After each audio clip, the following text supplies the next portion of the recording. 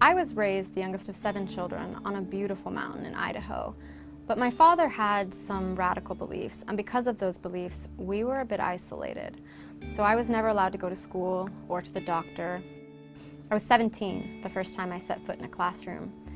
And I was enrolled as a university student, but I didn't actually know anything because I had no formal education. So one of my first lectures I attended, they were talking about something that I'd never heard before. They were using a word I'd never heard before. And I had to ask, I raised my hand, I'd seen other students raise their hand. I thought, this is how you do it. I raised my hand, I asked the professor what the word meant, and everyone was really quiet. And I knew I'd said something wrong, but I didn't know what I'd said. Later, when I got to a computer and I looked up the word, I had some understanding of what I'd said that was wrong, because the word I was looking up was Holocaust. Because I'd never heard of the Holocaust, so I'd had to ask what it was. I think that was probably the moment I realized I had not been educated.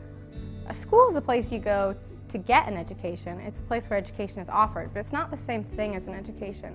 In my experience, I've thought what an education is the individual's pursuit of knowledge and the change that takes place in a person because of that journey that they undertake.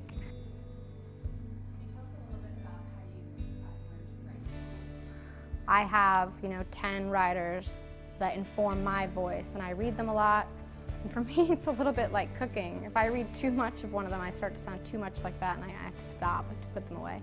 But the point is, it's individual, and it depends on how you want to write and what speaks to you and what you want in your head when you start composing words. It's important to think, here's the institution of education. I'm in a classroom, here's the syllabus, here's what we're reading. This is the institution of education.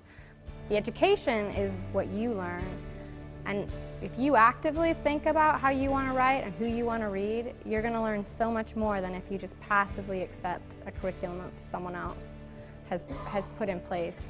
Tara said a lot of interesting things about education and about what it means to be educated and how they need to take ownership of their own education that I think is really important and something that students sometimes don't do. They let the institution of schools sort of like guide what they're thinking about, find out what you're passionate about, and really use that as your personal education. Like, other people can't do it for you.